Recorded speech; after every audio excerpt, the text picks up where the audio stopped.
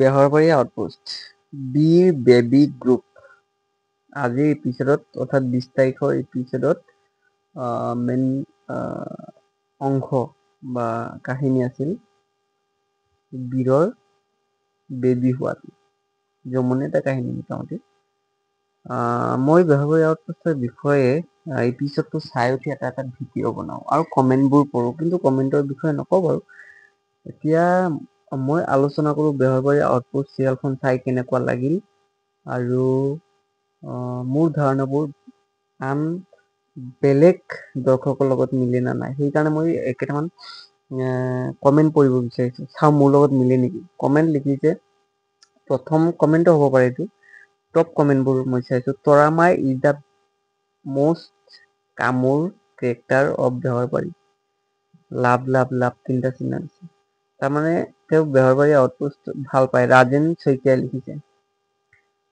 তাত এই কমেণ্টটোত 142 লাইক আছে আৰু ৰিপ্লাই কমেণ্ট কেইটা আছে ৰিপ্লাই কমেণ্ট পঢ়াটো সম্ভৱ নহয় ৰিপ্লাই কমেণ্ট এটা চাওঁ মনৰ কথা ক'লে চিৰিয়াছলি তৰামাই ইজ এ গুড কেৰেক্টাৰ তাৰমানে কিছুমানে তৰামাইক ভালো পায় এগ্ৰি নহয় দেই তৰা বা বহুত ভাল এইটো কমেণ্টৰ বিপৰীত কমেণ্ট মোটামুটি দেখিছোঁ 50% নহয় বুলি কৈছে 50% হয় বুলি কৈছে অৰ্থাৎ তৰামাইক ভালো লাগে বেয়াও লাগে দ্বিতীয় কমেণ্ট হৈছে vote for Pritam sir come back as DSP Pritam sir DSP ৰূপে আহিব লাগে 56 জনে লাইক কৰিছে এইটো লিখিছিল মৃন্ময় কাশ্যপ আৰু এটা কমেণ্ট মনোজ গগৈয়ে লিখিছে শৰ্মাদা নাইকিয়া হ'ল যে কেতিয়াবা তেখেতৰ কথা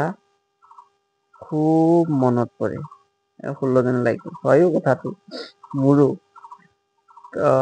এতিয়া লিখিছে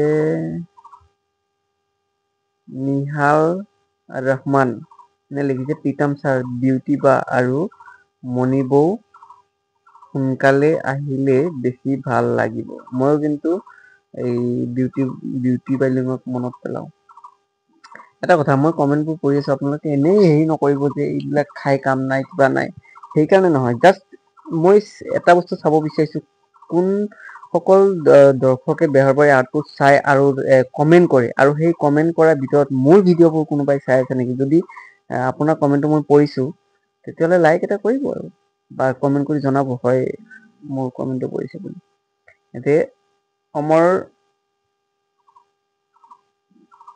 মমি গগৈয়ে লিখিছে প্ৰীতম ছাৰ বেক তাৰমানে প্ৰীতম ছাৰ আহিব লাগে 14 জন লাইক কৰিছে DDDD বিউটি বা আৰু ঘূৰি আহিলে কেকে ছাৰক ছাৰ বুলি মাতিবনে ৱেটিং ফৰ বিউটি বা ৰিটাৰ্ণ সঁচা কথা কৈছে নামাতে বিউটি বালিকে কেকে ছাৰক ছাৰ বুলি নামাতে হয় আৰু এজনে লিখিছে চিন্ময় কলিতা লিখিছে দৰঙৰ পৰা আগৰ বেহৰবাৰী আউটপোষ্ট নাই আগতে কিমান ডাইলগ আছিল আৰু পুৰণা মানুহবোৰ আছিল একদম 10 জনে লাইক কৰিছে যদিও ৰিপ্লাইটো চাব লাগিব এইটো নিশ্চয় এইটো ৰিপ্লাইটো মোৰ দৰে মিলাকে হ'ব তাৰমানে কি সঁচা কথা বুলি ৰিপ্লাইটো কি দিছে হয় দিয়া য়েছ মোৰ লগত মিলিছে আগৰ বেহৰবাৰী আউটপোষ্ট নাই চিন্ময় কলিতা মোৰ লগত আপোনাৰ কমেণ্টত মিলি গৈছে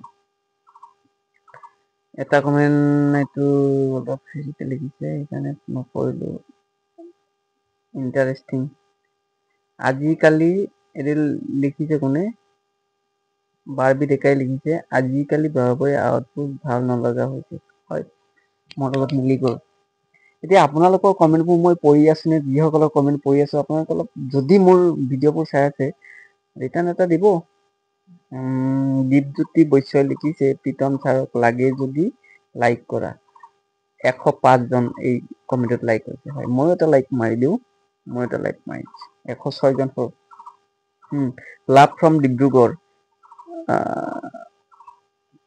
এইটো প্ৰীতুষা ভৰালী নামবোৰ মানে কি কিয় এনেকুৱা হয় মই কৈছো এটা আখৰ কেপিটেল এটা আখৰ স্মল আকৌ চিম্বলবোৰ দি দিয়ে যে সেইকাৰণে নামবোৰ উচ্চাৰণ কৰোঁতে মানে এটা শুদ্ধ নহ'ব পাৰে আৰু স্পেলিংবোৰ তেনেকৈ লিখে।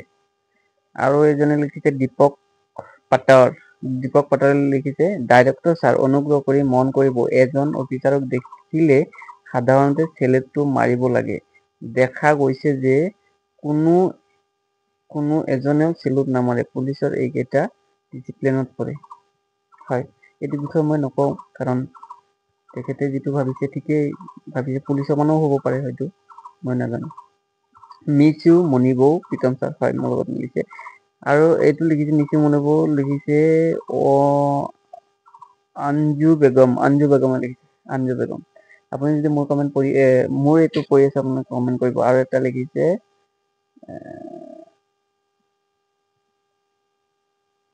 শুভ্ৰজ্যোতি ছায়াম। নামবোৰ কিয় আপোনালোকে তেনেকে লিখিছে? স্পেলিংবোৰ ঠিকে আছে নে? শুভ্ৰজ্যোতি ছায়াম গোহাঁই, কি কাৰণত ডম্বৰু চৰিত্ৰটো অন্তৰ্ভুক্ত কৰিলে বুজি নাপালো। য়েছ শুভ্ৰজ্যোতি, মোৰ মনৰ কথাটো আপুনি কৈ দিছে। আৰু এজন লিখিছে প্ৰাঞ্জল প্ৰতিম বৰা লিখিছে বেহৰবাৰীখন চেক্সুৱেল কন্টেক্ট নহলে নচলে নি বাৰু? বেয়া কোৱা নাই। ৰাকেশ মহা ফাল্টু দেই, ফাল্টু হলেও কিন্তু ভাল লাগে দেই। 11 জনে লাইক কৰিছে। এইটো লিখিছে অনন্ত লিখিছে, ঠিক আছে। মজা ৰাকেশ দা, এইটো আকৌ বেলেগে লিখিছে। এইটো লিখিছে পম্পী বৰা, মজা ৰাকেশ দাক মোৰো ভাল লাগে। লাভ ফ্ৰম কলকাতাৰ পৰাও ৰাধে 269, কলকাতাৰ পৰা চাই ভাল লাগিছে। I love you Beharbari outpost.